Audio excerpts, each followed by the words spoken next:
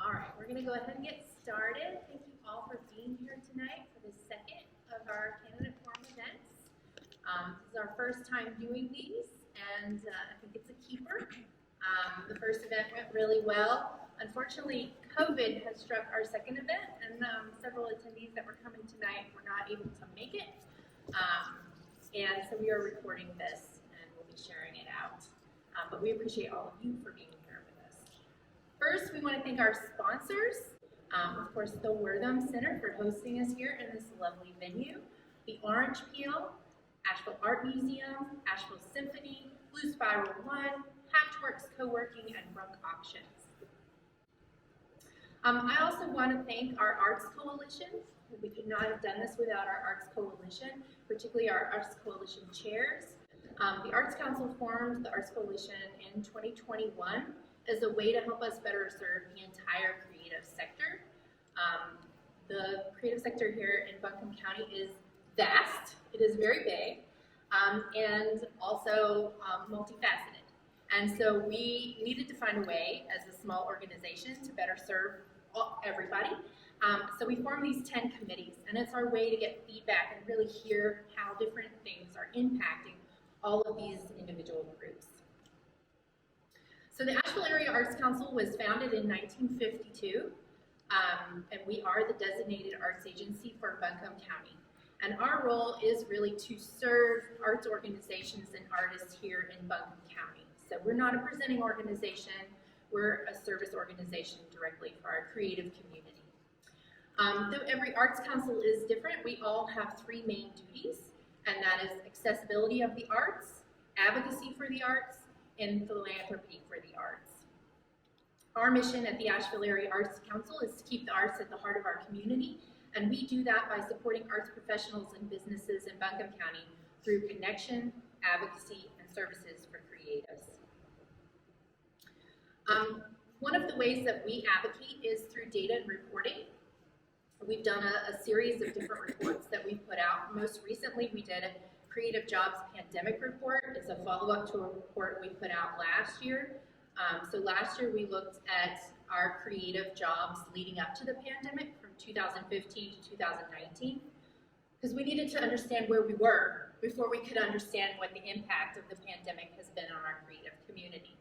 So we followed up this report in August. We published this follow-up report looking at the creative community from 2019 through 2021. And what we saw is we're still down over 2,000 jobs from where we were in 2019 pre-pandemic, and that 56% of these job losses are falling under the arts and entertainment industry, historic sites, independent artists, writers, and performers. Health concerns continue to plague our performing arts venues. Ticket sales have changed. People are waiting longer to buy tickets to things, which means arts venues have to spend more money on marketing because it's uncertain if audiences are going to show up or not, and that is a strain. At the same time, there's opportunities that have come out of this. Because of supply chain issues, there's a lot more focus on domestic manufacturing. And so we've actually seen a lot of growth within creative manufacturing industries. We're actually doing a much larger study on that, and you'll be hearing a lot more from us about that soon. But you know, with every opportunity and threat, we're trying to keep track of those trends and capitalize on them, address the issues where they occur, and capitalize on the opportunities when we can. So this is part of a larger series of events. The Creative Sector Series includes these three candidate forum events. We've got one more left with the city on October 12th. Those are the 2 mayor candidates and the 6 city council candidates will all be here. Then we're going to do the Seat of the Arts Brunch on November 2nd at the Orange Peel, where I'll be giving an update on all these different studies that we're doing right now, and a little closer snapshot of where we are as the creative community. We'll be presenting our John Cram Arts Leadership Award, and we have some big updates from the Arts Council we'll also be sharing. some big changes coming in 2023. We also have one more event in this series that will happen in February at the Asheville Art Museum, and that's when we're going to do a meet and greet with all of our newly elected officials. So we'll set that date once we know who those officials are. So with us tonight are all of our county commissioner candidates from districts 1, 2, and 3. It looks like we are missing Robert though. That's a shame. But we appreciate all of you guys being here tonight. So a little ground rules of how this is going to work. Our moderators right here will ask the questions and they'll call on the candidates. It'll be up to them what order you answer in. Each candidate will have 2 minutes to answer each question. Moderators are going to time your responses. You'll see right there we have a nice little stoplight for you on the table. That will be green. It will turn to yellow when you have 15 seconds left, and it will turn red when your time is up. Audience participation. Audience, you can ask questions as well. Go to menti.com, and we have the code here. This will be on all the question slides, so don't feel like you have to jump at this right now. But if you have any questions, there will be time at the end for audience questions. So our 2 moderators tonight, we have Stephanie Hickling Beckman from Different Strokes Performing Arts Collective, and Liz Whalen Tallent from the Orange Peel and Rabbit. So I will turn it over to you guys right now. Good evening. I get to start out with the easiest question you'll probably get tonight. And starting with you, Mr. Whitesides, can you please introduce yourself and tell us more about your personal background and experience in the arts? Okay. Can you hear me? Yes. I have to turn it down. He's taller. Well, first of all, good evening. It's good to be here with you this evening. Anytime I'm back in the old Pack Place facility, it brings back a lot of memories because I was one of the original directors when it started. But let me tell you a little bit about me. My family's been in Buncombe County now for 6 generations. My wife, Shirley, who taught art for 35 years in the city school system, is retired now, but it's through her that I stay abreast of what's going on in the arts community because she's active, and along with me too, both of us are. And coming up here in Asheville, I always had appreciation for our local art here through my parents. They were always active in that and buying art, and we still have some that they have bought from the different vendors here, wooden molds, paintings, and all. And to me, if you're going to have the quality of life that we would like to see in any community, the arts is a big part of it. And for me, a country boy when I first went off to college, I had to take a humanities course, and that's when I had to learn about, Bach, Beethoven, and all the artists, Rembrandt, Picasso, and all that. And I often taught folks why am I taking this? It's a waste of time. I'm calling on one of our large customers. They invited me out to lunch. He did, and there was a Picasso painting. And I asked if that was an original. And she said, yes. And I got the business. Thank you. All right. Anthony Penland, let's hear from you. Hey, thank you for this opportunity to be here tonight. My name is Anthony Penland. I am running for Buncombe Commissioner in District 1. I am a lifelong resident of this county, having grown up in Swannanoa community. I have been in public service for 32 years of my life. I currently am the fire chief of the Swannanoa Fire Department. I started there as a volunteer in 1990, and in 2001 I moved myself up was appointed to the position of fire chief. My experience in the arts here, I have my family owned a business here in downtown Asheville off Charlotte Street. My family was in the funeral business, and they still are. But just coming here as a school-age kid, growing up in Buncombe County, to field trips and coming to the area here and watching different plays, and also being able to watch my young children as they were in school to take part in some musicals and see how they could. It was simply amazing to watch young third and fourth and fifth graders and see how talented they are, and hope that they would go on and make that a career. But we need to have that culture in our city. We need to that's what brings us all together. That's what makes this place unique, is there's different things out there. I love baseball and sports, so that's important, and it all is important to make sure that we can try to figure out how to offer these things for our citizens to make sure that each person has an opportunity to grow. Great, thank you so much. Just a reminder of the question, please introduce yourself and tell us more about your personal background and experience in the arts. Martin Moore. Thank you very much. So my name is Martin Moore. Let me start with saying thank you. This is a beautiful, beautiful place, and I'm honored to be here tonight. I'm Martin Moore, and I'm running for County Commission District 2. To share with you a little bit about my personal background, I was not fortunate enough to be born in Buncombe County or Asheville. However, one of the decisions I was making when leaving law school at UNC was finding a vibrant community, and a huge part of that is the culture.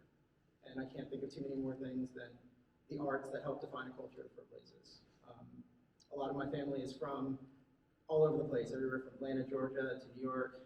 So I spent a lot of time in those places, and when you're looking at what quality of life looks like in a specific county or a place that you're going to be in a career and life and hopefully a family, you're thinking about the art scene most of the time. You're thinking about culture and the people that make a community, and I think that's one of the things that attracted me to Asheville. I did get spoiled a little bit because my first visit, undergrad from Chapel Hill, was during Belshare, which gave me a completely unrealistic idea of what it's like to live in Asheville. That being said, arts has always been an important part of my life, and I was just viewed as a treasure to be able to move here. As far as my experience in the arts, and I may regret saying this because y'all might look me up after this, I used to play in several bands. The arts, specifically being a drummer, got me into music, got me into a lot of social scenes that I otherwise would not have been a part of as a shy young man. And of course, everyone learns how to play guitar for their first love, so don't ask me to play for y'all, I haven't kept that up, but drumming was a huge part of my life and really an opportunity to connect, because the one good thing I'm told, even everywhere from Baltimore to New York to Georgia, is every band needs a drummer. So, thank you all for having me tonight. Thank you, Martin. Amanda. Thank you. And thank you, Katie, for hosting, and Ray for opening this gorgeous theater to us this evening, and to y'all for attending. My name is Amanda Edwards. I'm running for re-election to the Buncombe County Commission. My job as a county commissioner is providing real solutions to real people for real problems. Every day, I work to address the issues of poverty, affordability, and livability in our community as a Buncombe County Commissioner. I've led the Literacy Council of Buncombe County. I have led the Western North Carolina Red Cross, and with the hurricane impending, I'm glad that I'm now leading college advancement at AV Tech instead of working in the natural disaster world. My passions, again, are around higher wages, equity, and even climate change. And I bring my expertise and passion to these issues every single day as your Buncombe County Commissioner. My interest in the arts and my experience dates back to being a very tiny little girl when my mother had the good sense to put me in theater. And I loved it. I still love it. And there's times where I'm like, gosh, I would like to be on the stage again. As I look right at Ray as I say that. In fact, it was my experience in high school theater that led me to UNC Asheville. I ended up not pursuing a degree in drama, rather went a different direction. But that passion and that understanding of being creative and being on stage and transforming into a completely different person has carried with me throughout my life. As a Buncombe County Commissioner, I've advocated for funding in the county budget for the Arts Council to help allocate to other arts organizations It's not much, but I think it's a start for our first time, as well as advocating for arts funding through the ARPA recovery funding process. Another area within our budget that does impact our arts that I've been very passionate about is funding arts, music, and theater in our K-12 schools. I know what that has done for me, and I want to afford that to others. Thank you, Amanda. Okay. All right, Don, we're going to let you take it home with the same question. Well, with the name that starts with a Y, all the way through college, I was in the background.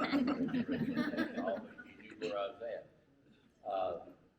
Talk about experience with art. My experience with art, I was born and raised right here out in North Buncombe. I didn't know Picasso from who. And when I went to UNCA, they had a wonderful, wonderful course, which I don't think they have anymore.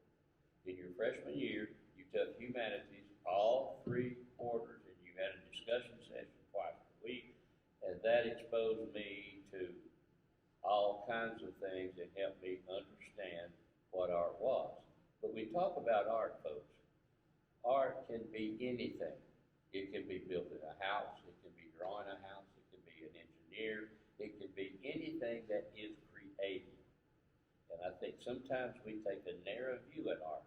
And I think what we have to do is loosen our minds up to what is art. It can be anything. And if you do that, you get into what you all get in this study. You started developing things that people can make money from. Because it always bugged me. An artist never gets rich until he's dead. And that's a fact, folks. Why? Because he's got something that sells. And I had a guy working for me one time. Because he was an artist.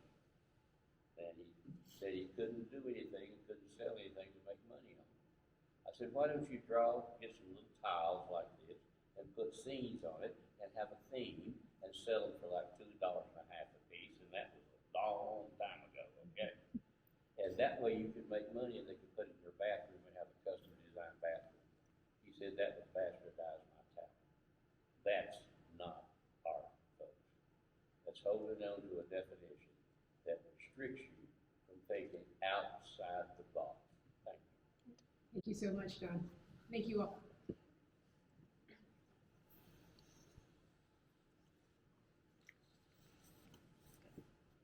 Hi, everybody. So my question is going to be about affordable housing.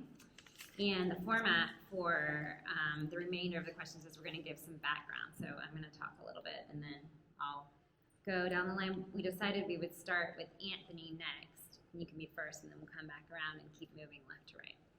So I'm going to give you some background about our affordable housing situation. By the end of 2021, creative industries in Buncombe County were still down over 2,200 jobs from our 2019 pre-pandemic totals. The majority of these job losses are in the arts and entertainment industries under leisure and hospitality, with historic sites and independent artists, writers, and performers making up 56% of the losses. While there are positions available, finding talent is proving challenging due to the local cost of living, limited availability of affordable housing, and other complex factors. These challenges were highlighted in the Buncombe County Creative Sector Earnings Report published by the Asheville Area Arts Council in November of 21. Findings there showed a growing gap between local living costs and creative wages. On average, earnings for creative occupations in Buncombe County are 14% lower than the state average and 22% lower than the national average. Meanwhile, as we all know, the cost of living index is consistently among the highest, or is the highest in the state, which is largely being driven by the cost of housing. The pandemic further aggravated the affordable housing problems in Buncombe County. In order to address the hiring shortage, creative solutions to affordable housing for local workers must be put in place. So now the question for you all is, what do you think Buncombe County government should do to address affordable housing for local creative workers? And I'll start with you, Mr. Penland. Buncombe County, I believe, first of all, doesn't have enough housing for our current population, and we certainly don't have enough affordable housing. Do people have enough money to pay their rent and their mortgages, and then have enough money left over to cover food and transportation and medical? I don't think so. What can the county do? the county needs to form partnerships with our housing industry, our builders, our contractors, our realtors, and bring them to the table to make sure that can they help us with a solution? The current county commissioners voted to put a bond referendum on the living rate ballot. And that may be a way to address affordable housing. But at the current pricing, the way things are going in this county, in this country, is it the right time to do it? I believe that it seems to me like we're making it less affordable so we can try to address the affordability. This bond is going to be a general obligation bond. What that means is that it's being secured by the fact that the commissioners have taxing authority over their citizens. So currently, we understand it, $32 for a $200,000 home, $64 for a $400,000 home. So we're just adding that burden to our taxpayers. Is that the right thing to do? Thank you. Mr. Moore?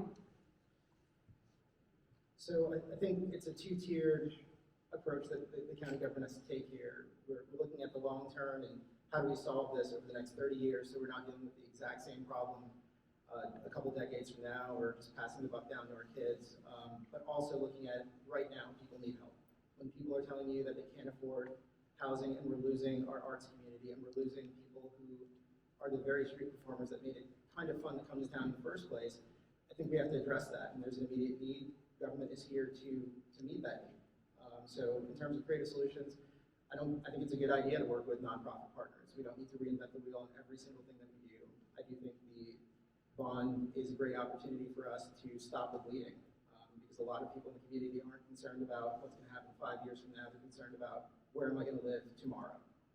And that's a very real thing for public servants, for artists, for folks whose work are tied to the service industry in some way. And I know, having been a musician myself, thinking I was going to be a professional until I heard the real professionals play, that you work a service job sometimes. And that helps keep the light on until someone buys your album. And if they buy it, and if you don't, you go to law school. But in the long term, I think we have to address what people are saying to us. They need housing now. I think let's be creative with that housing bond, reach out to people and get some homes built, get these apartment rent under control so we can actually do something to help our community. Thank you. Okay, Ms. Edwards. Thank you. There's simply not enough affordable housing for the folks who live in our community, and it's taking an incredible toll on our children and our families and our local workers. You'll often hear me talk about housing for teachers and first responders. And what often gets missed from that conversation is how important that is to our folks who are working in the creative sector as well. I think every day I'm serving on the Affordable Housing Subcommittee. It's the first committee that has been put together by the County Commission to work on affordable housing. And I'm working on this issue every single day as your current county commissioner so that we can turn the tide on affordable housing. We have to turn this tide, and we have to do it now. And it's for every person across Buncombe County, including our senior citizens. Our longtime locals as well are being devastated by this impact. As a county commissioner, I did join our bipartisan committee to support putting the housing bond on the ballot on November 8th. I also joined in unanimously creating accountability measures for the upcoming housing bond, including an annual independent audit, a citizens oversight board, which we're taking applications for in preparation of passing, and public review of all accounting. We have proven providers in our community who are working on affordable housing. Habitat for Humanity, Mountain Housing Opportunities are two of our primary, and many others are looking at how they can also support these initiatives. I'm excited that we will also be able to leverage what could potentially be millions of federal funds should we vote yes on November 8th to our affordable housing bond referendum. So this is an issue I can talk about all day long, and I'm happy to talk later about some more in-depth issues around affordable housing. Thank you. So I'm just briefly going to interrupt and let you know that we're having a little technical difficulty our lovely assistant director, is going to give you a visual when you have about 15 seconds left, and let you know when you're out of time, okay? Okay, Mr. Yelton. I wanna know what she's gonna do when your time's out now, since you're gonna do this for let us know 15 The seconds. hook. No, affordable housing. I've heard all kinds of things about how we're gonna get affordable housing. How you gonna get affordable housing, folks, when you spend $40 million for affordable housing and $30 million to take land out of production?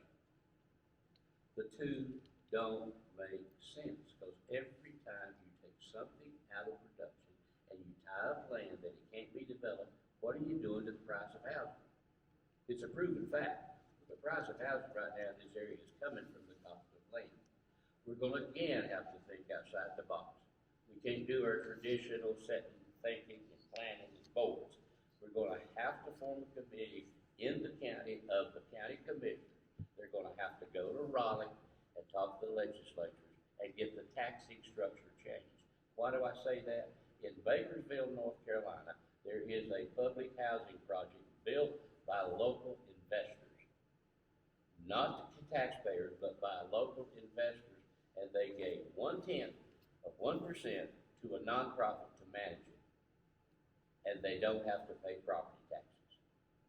We could look at forming something like that for those folks that are in the entertainment industry, for those folks that hire them, for those folks that have hotels and motels and can't find workers, and they can find workers and give the workers a reduced rent based upon the fact that they don't have to pay property taxes on that development.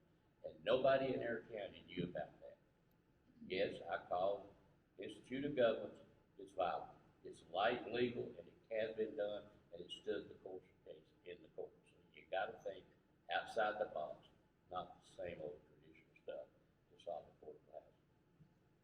Thank you. Oh, I'm sorry. I'm sorry, Mr. Whiteside. Your turn. Thank you. First of all, I'd like to say, this is something that just didn't happen, folks. I've spent 40 years in banking here, retired in 10. So this collision has been coming, and we can't push the can down the road any longer. We've got to do something, and that's one of the reasons that I supported the bond issue. Because sure, it's gonna be $32, whatever, but how much is it gonna cost us if we don't approve the bond? If we continue to push the can down the road? We'll be like Aspen, Colorado, where they have to bus people in. They can't afford to live there. But it's gonna take a whole lot, not just the county. And what we're trying to do is use the 40 million to stimulate it, to hopefully get us to the next level. But it's gonna take the county, individuals, private investors, corporations. It's gonna take all of us working together to solve this problem. But I do think we have an obligation as county commissioners to set the example. It's up to us to light this fire so that we do solve this problem. And it's not gonna be something, folks, that we can solve overnight. But we've got to start. You can't solve a problem until you start working. And I don't feel that we are now getting to the point where we've got to go to the next level, because our Affordable Housing Committee has already done a lot to prepare us for this. But the bond is going to help take us to the next level. Thanks. Thank you. All right, y'all ready to keep going? All right, this question 3 is in regard to local government funding for arts and culture. Artists, arts organizations, and artistic activities in general play a valuable role in the development and long-term health and sustainability of our communities. Research shows that communities with a vibrant cultural scene are more desirable to live in, have greater economic stability, and attract a more diverse and educated workforce. Local government investment in the arts creates jobs, attracts investments, generates tax revenues, and stimulates local economies through tourism and consumer purchases. According to a report published by the North Carolina Arts Council, local government support among Tier 3 counties was 73 cents per capita on average in 2020. In this same report, Buncombe County ranked last among Tier 3 counties for local government support to the local Arts Council at just 2 cents per capita. In 2022, Buncombe County commissioners made major progress in this area by including $129,788 in line item funding for arts and culture in the 2022 through 2023 budget as a block grant to the Asheville Area Arts Council for regranting. That is a 50 cents per capita investment in the arts and an important increase in local government support, especially considering the substantial impact the pandemic had on the arts sector.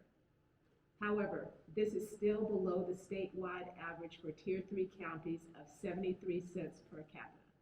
Your question is, considering the significant impact the arts have on local economic development and community well-being, what role do you think local government should play in supporting arts and culture in Buncombe County? Let's start with you, Martin Moore. Thank you. I think to say an active role is kind of a threshold for me. I applaud our county commissioners for adding the $129,000 as a line item and look forward to being the seventh vote on raising that number next year. I think what we have to look at is not just where we're at right now, but what impact the pandemic has had on the arts community in general. In this time, we've seen people who are going without work. We've seen arts programs that are not being properly funded at a time where the whole first paragraph of what you indicated is that this has a positive impact on everyone. And I think we need to continue to invest in the things that work. If we're talking about this from the social side, I think a lot of the key points are hit just by the mission of this group here. Inclusion, accessibility, these are things that people care about. These are things that we're looking for. I don't know anyone who's against the idea of a more diverse and educated workforce. We have all kinds of data backing this. We really don't need to talk about it too much. We do need to start making it a priority. And that's something that I would do. For the folks who are compelled more by numbers, that's not myself being an art brain person, but I'll share with you, if you view art as investment, the payoff for it's going to be great. It's an investment in our community, it's an investment in our schools, in our students, it's an investment in our local economy. We talk a lot about tourism. Tourism doesn't happen if we don't have anything worth visiting. And I think arts bring a lot to the table on that, and that's a big part of why I moved here. And it's a big part of why it's so amazing to be a part of Asheville. There are not many places in the world that have this unique kind of scene, and I think that only stays if we invest in that and we partner with folks to make it accessible for people to remain here as artists. Thank you so much. Same question for you, Amanda Edwards. As noted, and as I previously mentioned, our investment in the FY23 budget was a dramatic increase, and I think it's a starting point for us as Buncombe County Commissioners. I'm really excited to start to see the reports back from the Arts Council on how the funds were regranted and invested and the lessons learned from those regrantings, so that we, as we then start to dig into our FY24 budgeting, can take those lessons learned to increase that line item even further. I think we have to have a starting point, and where do we want to go from there? A really great conversation I had before we sat down has my brain thinking in a new way too, that we also have to think about our artisans, our creative sector, our workforce in this arena as entrepreneurs, and investing in economic development in the creative sector as entrepreneurship. And that has rocked my world tonight. I cannot wait to dig in and start thinking more about that. But I think that's another way to invest in the creative sector is through entrepreneurship. And finally, I think it makes sense through the TDA, which, as we know, manages millions in occupancy tax dollars, to play a strong role in this sector through its events and marketing budgets, but also its grants program. There are millions of dollars to invest. People come here for what this amazing city and county have to offer, and they take their memories home with them, and often that is through their art purchases. And we need to make sure through those tourism marketing dollars that folks that are visiting know what pieces of Asheville they can take home with them as well. And I think that's another way with our local Explore Asheville to better support the industry. Thank you so much, Amanda. Don? Well, I was looking at the numbers, and that was $130,000 that they gave them last year, right at it. Well, if they gave them $1 per person, which is what they're shooting for, 72 per person, all you gotta do is add another 100,000 to it, and you got over $1 a person, and you've reached your goal with $100,000. That don't sound like a far stretch, and I wanna know why that money wasn't taken from the COVID relief funds, since we lost so much employment in that area. That would have been a way to justify that money, to put it in that. See, we've got to know where our money comes from. We got to know where it's going, and we got to know what we get for it. We can't live on promises at all. And that's the problem that we have. Now, the TDA taxed themselves. The builders of hotels and motels taxed themselves. And I had this thought outside. And I know it's not going to fall on good ears. You're not going to like it, but I want you to think about it tonight when you get home. We are bringing lots of people to Asheville that's got lots of money, right? Why don't we tax the sale of art and let that money go straight to the Art Foundation? Nobody touches it. It doesn't go to Raleigh and percent come out. It doesn't go to the county. The county pulls a little bit out for administrative. It goes straight to you guys in the art. That'd be my suggestion. Again, you got to think creative outside the box. Because I've sat up here and I've listened to the schools say we want more money. I've listened to the sheriff say we want more money. And you guys want more money too. I can't blame you. I want more money. But where's the money going to come from? That's the question that we have to ask. Thank you. Thank you so much, Don. Mr. Whitesides, what do you have to say to us? Oh, I was thinking, and that's dangerous. No, what I want to say is this: we've come a long way, and Amanda and I too. We are incumbents, and we're two of the ones who really push for the arts. But let's not forget, even though we brought it to 50 cents, and hopefully we'll go high with the next budget. But also, don't forget, artists are also an entrepreneurs. They have qualified, and some have gotten through biz work. How much was it? $1 million that we put over there for small business. And we're not talking about the people from the art community who's taking advantage of that. So we're looking at, and what we've got to remember is the arts community is a big part of the overall community. We can't just look at you through a tunnel. We've got to look at you through the whole community. And what's out there, you should be able to take advantage of just like everybody else. And I think that's what's going to be critical, and especially for the small businesses. You know, I've talked to people, and once I was talking something about a friend of mine who's a painter, and somebody said, oh, he's got plenty of money. If he can paint, don't worry about it. He'll be all right. But it pointed out to me then, it's just people don't understand some of the arts and what you're up against, because when you start out as an artist, it's tough. I know that. But I think that's what we've got to do as the county, is to make sure that you're not on an island, but the services are there for you. Thank you. All right, Anthony Penland, you get to wrap it up this time. Okay, thank you.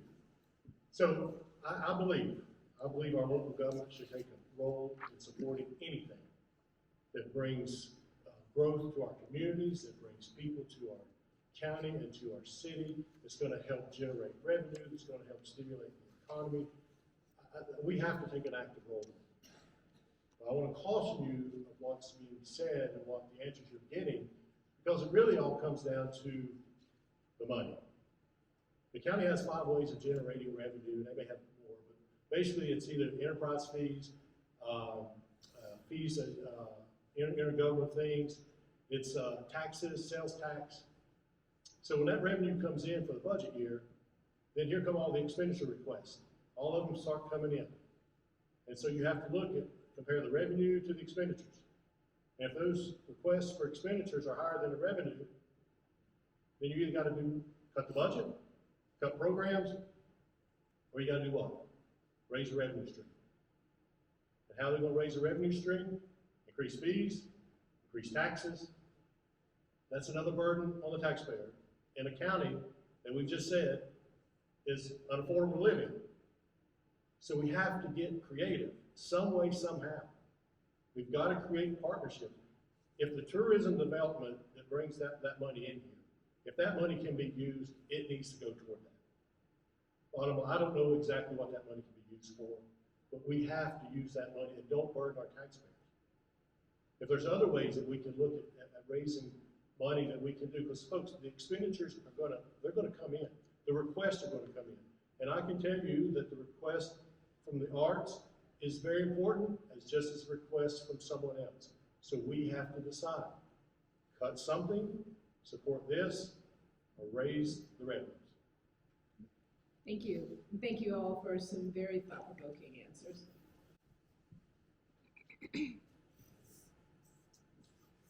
All right, so our fourth question is about the Buncombe County Comprehensive Plan and Cultural Plan. As defined by Americans for the Arts, public art is simply art in public space. Public art can take a wide range of forms, sizes, and scales. It can be murals, sculptures, memorials, integrated architectural or landscape architectural works, community art, digital new media, and even performance and festivals. And if done right, it allows for more genuine public engagement, particularly in low-income neighborhoods, communities of color, and amongst immigrant populations. Though this is a powerful engagement tool, the county does not have a public art program.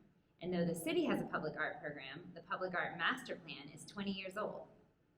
The Asheville Area Arts Council and Asheville Greenworks are currently co-leading the creation of a natural and cultural asset inventory for Buncombe County in partnership with Thrive Asheville, which is slated to be completed in late spring 2023. This is an important first step to creating a more comprehensive cultural plan for Buncombe County that would help us better understand what assets we currently have, how and why they should be maintained, and what assets are no longer relevant and what assets are missing. At the same time, the county is currently in the process of creating a Buncombe County comprehensive plan to determine the relationship between land uses, infrastructure, and key community services and amenities for the next 20 years. So your next question is, how do you think cultural infrastructure should be addressed in the Buncombe County Comprehensive Plan?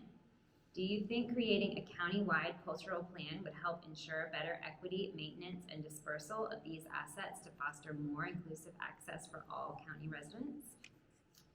And I will start with, did you start last time? Okay, Ms. Edwards. I think inclusive access to the arts is an incredibly important consideration to Buncombe County, and it was something that we actually did include in our 2025 strategic plan, and it remains in our strategic plan. The objective within that is to expand, diversify, and champion creative activities and programming guided by practices of cultural equity. That is something I think as commissioners we all advocated for and continue to support, and I would recommend that that's where we focus these initiatives, is within that strategic plan, because it is our guiding document for the long term for our goals and how we're going to fund our goals. I think it's really important that we're working with our partners and that we're listening, we're at the table, we're asking questions, and we're learning. I think the work that Thrive Asheville and the Arts Council and Greenworks is doing is a great example of where Buncombe County government needs to be at the table so that we can hear from the experts on what is really needed. And how does that align with our goals as Buncombe County government? And where does that fit into our 2025 strategic plan? Shockingly, we're going to be working on a next round of that before we blink.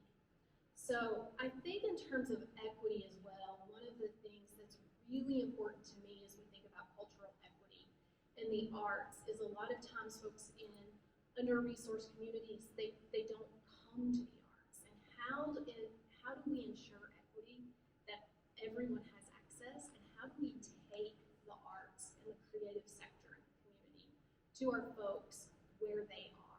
How do we meet them where they are to ensure that that cultural access and inclusivity is available to them? Thank you. Okay, Mr. Yelton, the same question to you. How do you think cultural infrastructure should be addressed in the Buncombe County Comprehensive? Well, first and foremost, I've got a question for each of you. How many of you been contacted and that's what you want your comprehension plan for Buncombe County to be? Where do you want Buncombe County to be in 25 years? How many of you have been actually approached about it? Let's see a show of hands. So how can we call it comprehensive, but nobody in this group out there has done it? It's not comprehensive, folks. It's done by a group at a board, sitting around a table, planning and using experts. And sometimes, folks, common sense outweighs the experts by a country mile. And we know that's true. When I hear words partnership, collaboration, you know, it lets me know what's going on. We've got to get raw and bare. All of this comprehensive planning, why don't they have a show on their channel, on TV? Why don't they have a share button? When it pops up on my Facebook, I can hit share. I can't do that anymore. They took it down. Tell me where they want public comment. Tell me they want your idea of a comprehensive plan. Until that is in it, the plan will be what I said it was, a bunch of flowery words. And will get you nowhere but deeper in debt. Thank you. I'll cut it short. Okay, Mr. Whiteside. Okay, when we talk about the infrastructure, I think Commissioner Edwards did a good job pointing out our living document is our 5-year comprehensive plan. And it's critical that we have, what we have in there is where what we do when we look at what we're going to fund over the next 5 years. We're serious about that, and we have included the arts community. Now, on the comprehensive planning that we're doing now, we haven't heard from all 270,000 people, but in the meetings, public meetings we've had, we've already heard from over 3,000 people, and we will hear from more. And the information is online, and we make it, public. Our community engagement people are working, for that. But back to the question, though, I think that, we have got to make sure that we're deliberate in all parts of this. And when you talk about equity and inclusion, folks, I've been working on that in this county since I was 15 years old. I was part of the group that integrated Buncombe County when we were in high school. But I think there we've got to include everybody in everything that we do. And if we're not doing that now, we're not being responsible for doing our job as commissioners. But we've got to include, like I said, I'll go back to it. The arts community is not on an island by yourself. You're a big part of our community. And we gotta make sure that you're included, and that's what we're trying to do now. Thanks. Mr. Penland. The comprehensive plan is to prepare the county what we, as a county, the future holds for us. And when I say we, I am a firm believer, it's we, everybody. Equity, to me, means that everyone has the same opportunities and they have access to the same resources. This plan has to include all services, everything, fire, police, libraries, museums, theaters, all across this county. What do we want it to be like? 25 years from now, what is it going to be like? Each part of our state is unique, and the uniqueness to each area has to be preserved. What brings people to Buncombe County? We got to make sure that we preserve that in this plan. If we're going to say we, if we're going to say inclusive, it's got to be everybody. We all have to buy into it. Too many times I believe that we react. This plan gives us an opportunity to be proactive and put in place what we think we need and plan for it. That's what the plan is, the plan. We don't need to say we need this, but we don't have the money to do it. We need to say, look, this is our plan, and we got to make sure that the infrastructure that we have, the infrastructure that's in place right now, can carry what's going into this plan. If we don't put the infrastructure in first, then we're going to be reacting again, and we're going to have to play catch up. We're playing catch up now in a lot of things when it comes to our infrastructure. But I think we have to make sure that it is a we are Buncombe County, and that's what it has to be. Thank you. Mr. Moore, last. Thank you. So this is a really interesting two-part question, and I really want to hit both parts of this. Cultural infrastructure is about a lot of the words you've heard, access, inclusion, but what that looks like is conscious choices. We have to make conscious choices. We can't just say we want folks from every part of our community to come appreciate public art. We have to do something to enable that. So when we're looking at our comprehensive plan, I think the intersection of cultural infrastructure meets the fun land use and zoning stuff that everyone's eyes glaze over when I start talking about is making sure for transit, for example, that you're putting art installations in places that the diverse communities that you're trying to reach can actually get to. If we're all spending all of our time waiting on Hendersonville Road, I did it myself today, to get to the place where we're gonna have art just in time to get back over to this wonderful forum, that's not accessible. It's not accessible to the communities who we want to have access to the art. So if we're going to talk about cultural infrastructure, I think that means being diligent, being conscientious about where we're putting public art installations. West Asheville is part of my district, part of West Asheville is part of my district, and that's a great example of what public art can look like. Is it accessible to everyone in the county? Probably not. So let's be diligent about that. Let's make it easier for folks who are in Candler to see public art.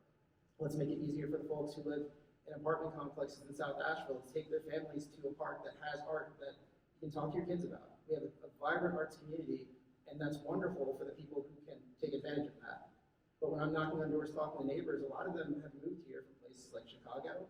Some people moved to Asheville to not have to drive everywhere or don't want to spend all the time on the road.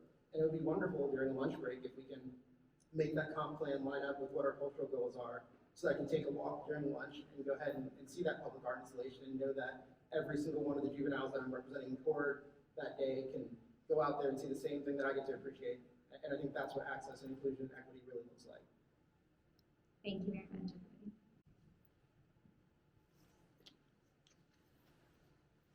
Okay, take a deep breath. I think this will be your last question for the evening before we move into audience questions.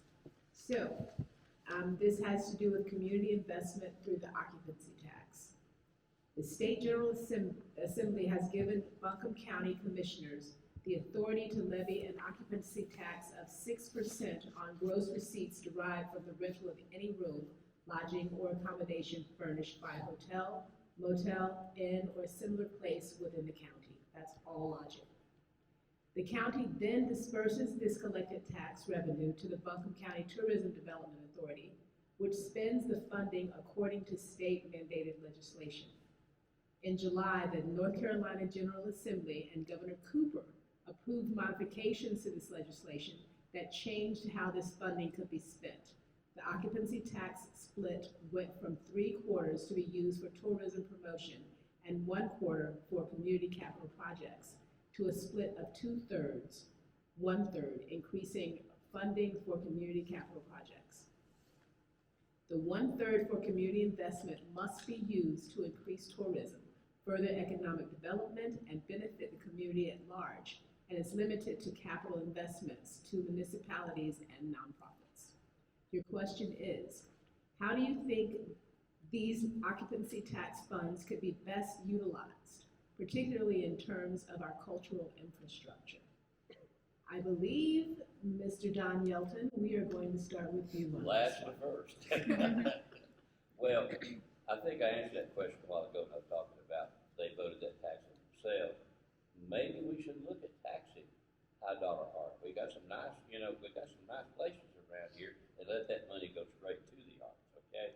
Because I'm very serious about that. I think that would work because a lot of those people that buy that art is, 6% more to them would mean nothing. They would not care. It doesn't affect them at all. Whereas 6% more of somebody's property tax may shut them out of a house. But I think that is one solution to that. But what you just said, it's set by Raleigh. And how do you turn Raleigh around? You get all the commissioners, both Democrats and Republicans, to agree. And then you get all your state houses to agree, both Democrats and Republicans. And I guarantee you, nobody in here remembers us voting on zoning. We got that vote on zoning because if a county wants something and all the commissioners want it, and the House members ask for it, it will happen. And that's the way you get things done. And we don't tell people that, you know, we act like we're gonna do it ourselves. We're not. North Carolina's a nanny state. We gotta go to Raleigh to get permission to go to the bathroom. And that's the way it works. So that's the target you need to make if you want to realign those TDA funds. Great, thank you so much. Mr. Al Whitesides, let's take that same question to you. Okay, well, to start with, it took from this change in our taxes for TDA taxes was the first change in any tax, and we have put several of them across the state. This was the first change that we were able to get out of Raleigh since 2017. And we have been working together with our legislative delegation and all of us during that time trying to get it changed. And now that we've gotten it there, I think what we have got to do is to make sure that the change we have now, to see how it goes, but to make sure it goes where it should go. You know, to help with the infrastructure, to help the people who really bring the tourists in. And that's the way the law is, and it should look at it. Now, I'm not sure, I can't go along that we need more taxes from the tourists for the simple reason we need to spend what we get. Folks, we didn't realize in the 80s when we started this tax that it would be $40 million is what's projected this year. 28 million came in during the pandemic. Think about that. So the money is coming in, but we've got to make sure that it gets where it should go. We don't need all of that to go to advertising, because think about it. I was looking at the US Open, and they don't even have to say North Carolina now. They just put Asheville, and we're known all over the world. Thank you so much. All right, Mr. Anthony Penland. Okay, if you go outside this beautiful hall here and look around, you can see what brings people to this county. Just the sheer magnitude of the beauty around that surrounds us. So I'm not really sure that all this needs to go to continue investing in tourism. You know, I would like to see, I'm a servant of citizens, and I'd like to see us try not to burden our citizens when we have an opportunity not to do so. You know, but this also has to be kept in mind that, you know, all across this county, from Mountain, Woodford, Weaverville, and just the county itself, you know, this money could be put to use to build some of those investments that we need to help with making this everyday life simple. I was on the commission in 2020 when they finished the East Haven apartments in Swanee, and they built that affordable housing apartment complex there and never thought about sidewalks. Now I look at it from a public safety, I'm in public safety. So I look at a 5-lane highway. You have an apartment complex on the north side of the 5-lane highway and a grocery store within sight on the south side with 0 sidewalks.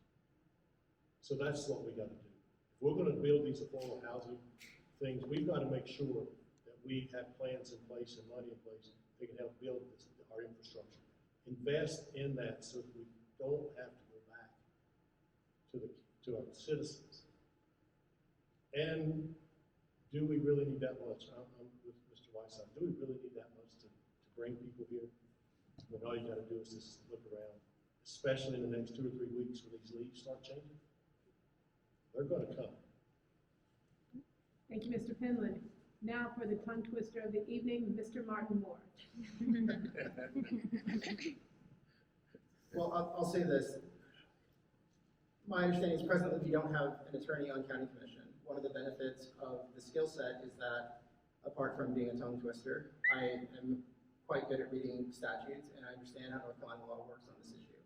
So if we're going to use these funds and they're restricted to increasing tourism, furthering economic development, benefiting the community at large, that's pretty healthy language for giving us some flexibility to do things that we care about in terms of cultural infrastructure.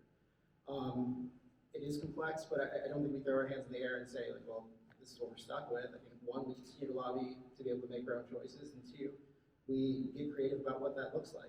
Nonprofits are specifically mentioned. A lot of the arts are tied up in nonprofits, right? So if we can channel that money through nonprofits and to nonprofits to serve the needs of what our art community is asking for, I think there's a very easy way of making sure that we meet our cultural infrastructure needs and probably still have a good amount of money left over. If we identify that advertising and trying to attract people to Asheville is not where 80% of our money needs to go at this point, great. That's a good problem to have. We know arts are a big part of tourism. I think I mentioned that during the first question. We know that arts are a part of why it's amazing to be in Asheville. And we've talked about how it can lead to economic development. We've talked about how it can lead to better success in the classroom. So I think let's use the language that's pretty clear there. We don't have to do a ton of wordsmithing. Let's rock and roll with that. We can do something tangible with the funds that we have to benefit our community. And economic development comes from the arts. We're talking about taxing something here. I heard someone mention taxation on these things. It's economic development. If it's taxable, then it's economic development. We don't need to add further taxes. Let's use the funds that we have wisely. And I think that's one thing that we can all agree on. Right. Thank you, Mr. Moore. And finally, Ms. Amanda Edwards. Thank you. First, I want to say that our community's really well-founded concerns about tourism and the impacts of tourism on our residents, our infrastructure, our cultural and natural resources go long beyond the occupancy tax.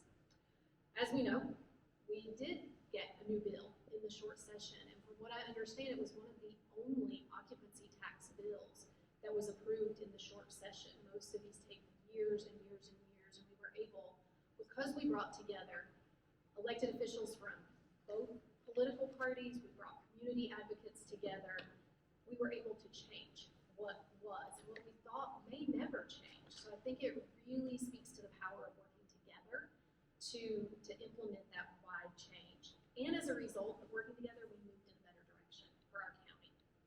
Is the new split perfect? Probably not, and we're still hearing a lot of folks speaking out about that. I think that's going to be really important for the commissioners, our local delegation, and Explore Asheville to continue listening to and evaluating. As I said, I think there's so much opportunity for Explore Asheville and the TDA to look at supporting cultural infrastructure and resources through events, marketing, and the grants programs. There's a lot of money there, and the opportunity is right.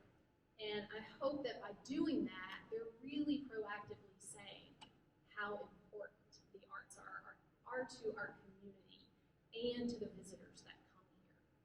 One thing I do want to note is for the very first time under the new leadership, somewhat new leadership with Explore Asheville, conversations are actually occurring on how they can invest in really important issues like affordable housing. So we have a long way to go and a lot more conversations to have. Thank you so much, Ms. Edwards. I think at this point, we are now going to rest our mics and turn it over to Katie to continue with questions from the audience. Thank you. So you still have an opportunity to submit questions. You can go to Menti and enter the code if you would like to, but we did already get a couple of questions, so I'm going to start with those. Even though he's not with us tonight, I'm pretty sure that most of you will be able to guess who this question came from.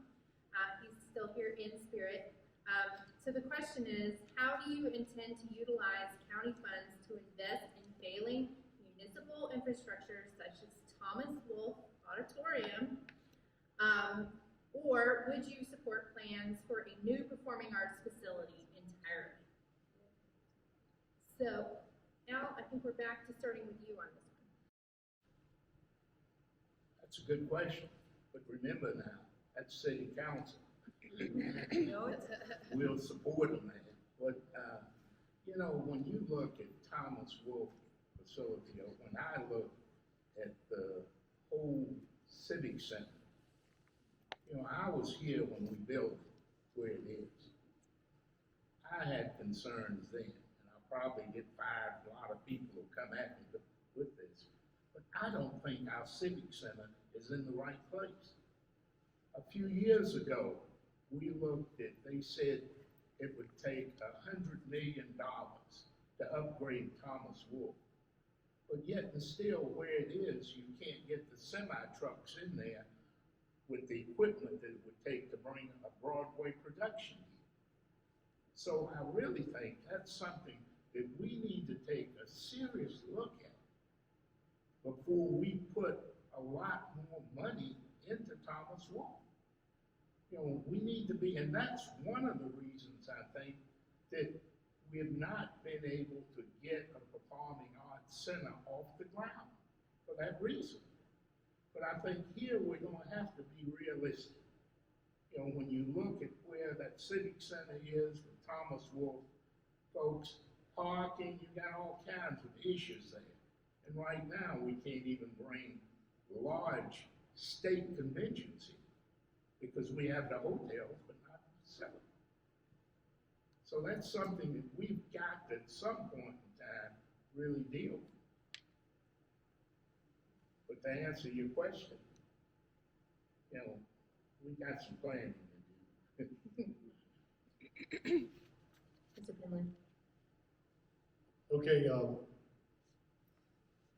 the Civic Center and the Thomas Wolfe, its setup, its design, its location, it's not conducive to those big name events. Growing up here, I remember going to the circus in Asheville, Three Green Circus. One of the biggest highlights was watching them walk the animals from the riverside. Yes, and yes, and then I graduated from Whalen High School, and my graduation was in the Thomas Wolfe Auditorium. So I don't think it's in the right place.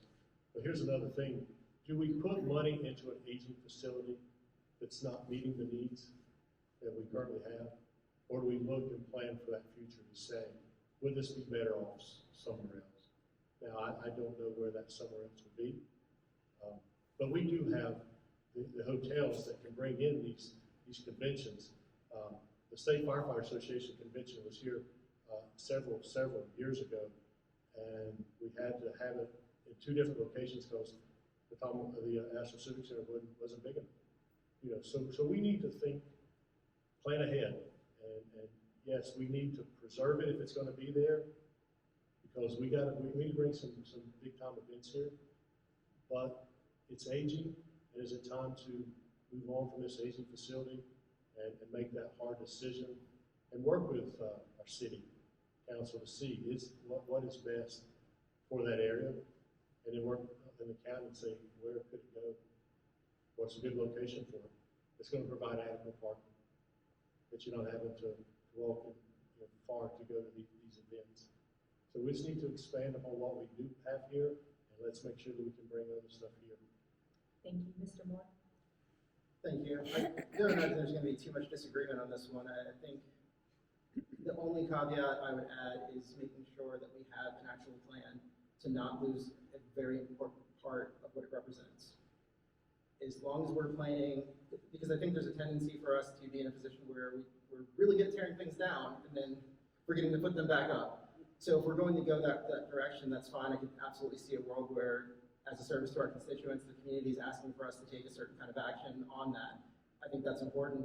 Transparency means listening to the people you represent, but I also want to provide a meaningful plan, because it's bigger than just getting rid of something and theoretically talking about putting something else in its place. Let's have a real plan for filling that need, because when you start cutting things or you start removing things that are historic and have significant social value, it's very hard to bring them back if you don't have an active plan and funds allocated for that express purpose. It just becomes another line item that people are going to forget about. So I agree with what's been said thus far. My only contingency would be that we should come together as a community, county commission, city council, and have some folks and input from the community about what people want, and then have a real plan to replace this if we're really going to get rid of it. Ms. Edwards? Thank you. I think it's really important to think about these things to ensure that there is joint planning. I think I'm not going to have much more to say on this, but this is a project that is a city, county, TDA, and most importantly, our creative sector at the table, determining our vision. Who are we? What do we want to be? What do we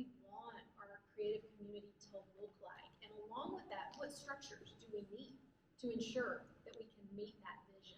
And I think at the same time, it's also important not to lose sight of our authenticity. Who are we as a community? And ensure that what we decide to do really matches the heart of our county at the same time.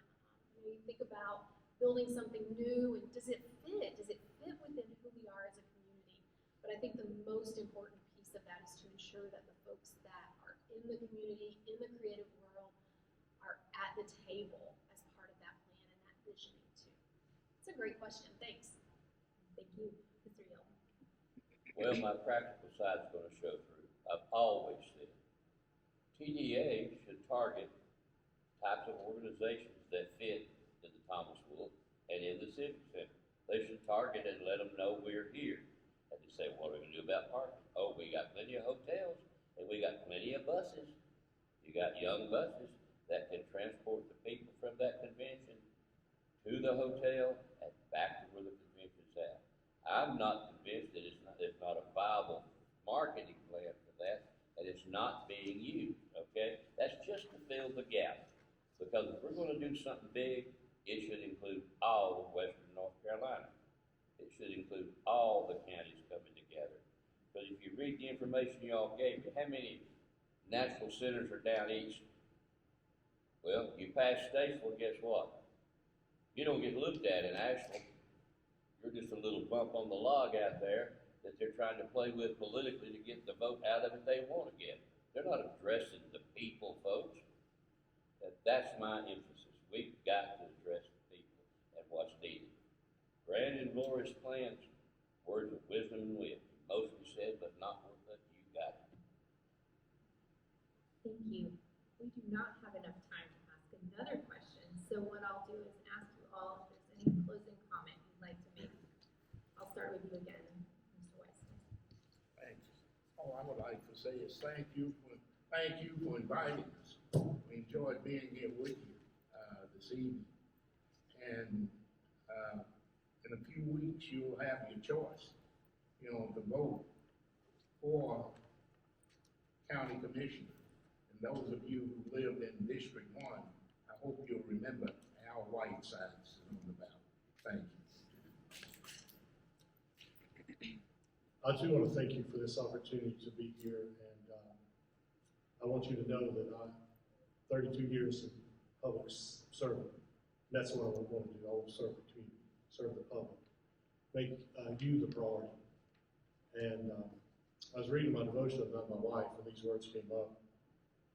There are going to be things that I don't know. And there's going to be some things I don't understand. But it will never be my capacity to serve others.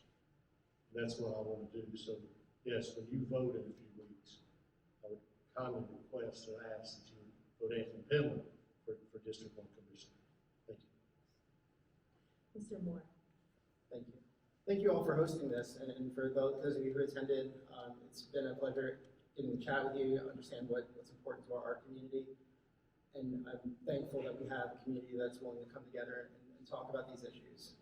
A lot of folks are thinking about the numerous issues we have on the ballot. There's so many things that are controversial, so many things that are frustrating that people feel they can't do something about, but one of the great things about a local race like this is that we can have a huge impact in some really significant ways. And I think that the art, this type of event gives us an opportunity to share with the public how important we each believe art is, either personally or in a broader sense at a policy level.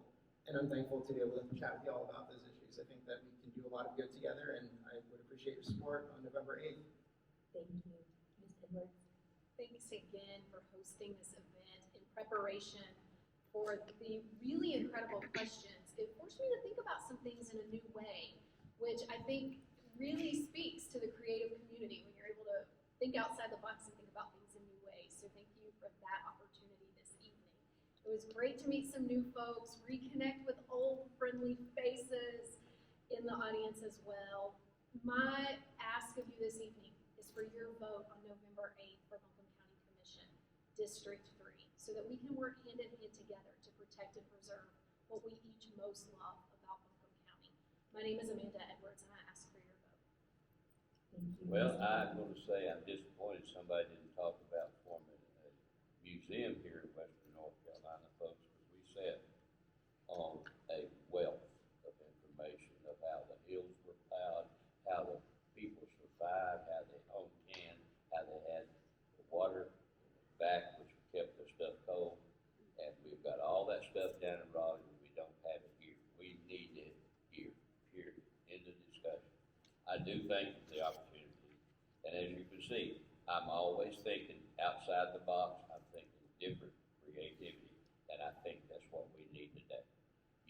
same old, you're gonna get the same old you got. If you like what you got, don't look at me. But if you don't, you want some change, look for me in District 3. But now District 3 folks, you didn't say this, and I'll say it for you, Amanda. It's part of North Buncombe, it's part of Leicester, it's part of Emma, it's part of West Asheville, and it laps over Haywood Street. So you tell me what determined that territory. Thank you very much for the opportunity. Remember, Don Yell. Thank you all. I hope you'll all join me in thanking our candidates and our moderators tonight.